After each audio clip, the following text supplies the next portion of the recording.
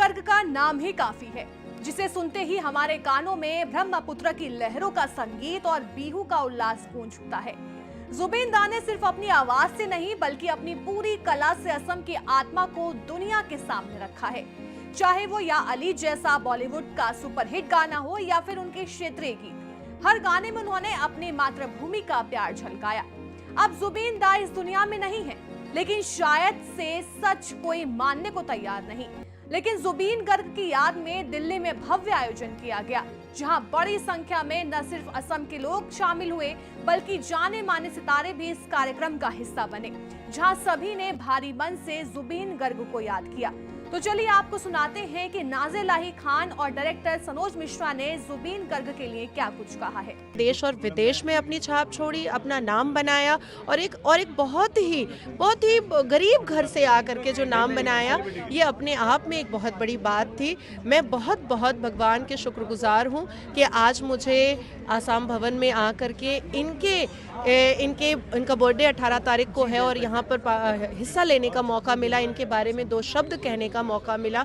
और मैं बहुत खुश हूँ कि आज जुबीन को लोग अच्छे लफ्जों से याद कर रहे हैं, बहुत प्यार से याद कर रहे हैं और हृदय में ना एक अफसोस है कि ये युवा सिंगर क्यों चला गया। जुबीन का एक गाना मुझे बहुत पसंद था, लेकिन उसके शब्द में बहुत सारे शांतिपूर्ण समुदाय के पैगंबरों का नाम था, लेकिन क्योंकि गाना बहुत खूबसूरत था, उसकी आवाज़ बहुत खूबसूरत थी, तो इसलिए मैं बोल देती हूँ। उसने एक गाना गाया था, या अली मदद अली, तो ये मैंने बहुत सुना था जुबीन गर्ग का, और बंगाली में भी उसने बहुत सारे गाने गाए हैं। जुबीन जी की जो बात थी, इसीलिए मुझे यहाँ तक आना भी पड़ा, और चूँकि मेरे अंदर की बहुत सारी ऐसी बातें जो मैं जनता से, देश की जनता से, ऑडियंस से शेयर करना चाहता हूँ। जुबीन गर्ग सिर्फ एक सिंगर नहीं थे, वो एक ऐसे शख्सियत थे जिनके जैसा होना बहुत मुश्किल है। और आज इतने दिन हुए उनको इस देश से, दुनिया से गए हुए, लेकिन वो दर्द, वो तकलीफ़ अभी भी देश से ज़्यादा आसाम भूल नहीं पाया। क्योंकि मुझे लगता है कि भूपेन हजारिका जी के बाद अगर कोई रोल मॉडल सिंगर में रहा होगा तो जुबीन गर्ग थे। और समाज सेवा में, लोगों के दुख दर्द में शामिल होने में जितने अच्छे सिंगर थे, उतने ही ज़्यादा लोगों के दिलों के बहुत करीब थे। और जब उनका देहावसान हुआ, किसी वजह से हुआ, उस पर मैं नहीं जाना चाहता हूँ, लेकिन वो जांच का विषय वो चल रहा है, वो भी होना चाहिए। मैं उस वक्त आसाम में ही था, तो मैंने देखा कि आसाम 1-2 दिन के लिए नहीं, महीनों के लिए बंद था, महीनों तक बंद था। इतना लोगों को दर्द था, इतना लोगों को तकलीफ़ थी, और लोग जानना चाहते थे कि आखिर अचानक से उनका कैसे जाना हो गया, जो इतना अच्छा और एक रोल मॉडल पूरे देश के लिए, पूरे समाज के लिए, और ख़ास तौर पर आसाम के कल्चर के लिए जो इतना समर्पित व्यक्तित्व था, उसका खोना बहुत पेनफुल है। और मेरी एक मुलाकात है उनके साथ, मैं एक कंसर्ट में गया हुआ था अनूप जलोटा जी के साथ में, तो वहाँ मेरी करीब उनके साथ 20 मिनट की एक मुलाकात जो हुई, और उन्होंने मुझे आमंत्रित किया था कि आप घर पे आइए, कभी मुझे मिलने के लिए आइए। लेकिन दुर्भाग्य रहा कि मैं उनके अंतिम संस्कार में ही जा पाया, फिर उनसे मेरी मुलाकात नहीं हो पाई।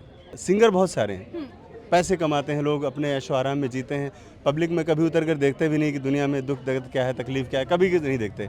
और मैंने ऐसे बड़े सेलिब्रिटी देखे हैं जो कि डेथ कर गए, तो उनके यहाँ जाने वाले 4 लाख लोग कंधा देने के लिए किराए पे लोग बुलाए गए। और वहीं एक तरफ ऐसा था कि पूरा जन सैलाब, उस महानायक के लिए जो जन सैलाब था, वो भी सिंगर था, पर्दे के पीछे का आदमी, ये भी नहीं कोई बहुत एक्टर या कोई इस तरह का। बड़े एक्टर ऐसे गुमनामे में मर गए जिनका पता नहीं चला। तो इस बात से साबित होता है कि जुबीन गर्ग ने अपने लोगों के दिलों में कैसे जगह बनाई थी, आसाम के दिलों में कैसे जगह बनाई थी, आसाम को लेकर कैसे जीते थे वो। और मैं तो सिर्फ यही, मुझे अफसोस रह गया कि जब मैं उनके समाधि पर गया तो मुझे उनकी वो बात याद आई कि उन्होंने कहा था कि मिश्रा जी आप ज़रूर आइएगा। और चूँकि मैं फ़िल्म वहाँ पर अपनी प्लान कर रहा था शूट करने के लिए, उन्होंने कहा जो भी होगा हम आपको हेल्प भी करेंगे। और एक जो ख्वाहिश थी कि मैं उनके साथ प्लेबैक में अपनी फ़िल्म के लिए गाना करूँ, तो ये बहुत सारी चीज़ें अधूरी रह गई। और मुझे लगता है कि ये ज़िंदगी में जब भी कभी उनका ख्याल आएगा तो ये बातें हमेशा हमें चुभती रहेंगी।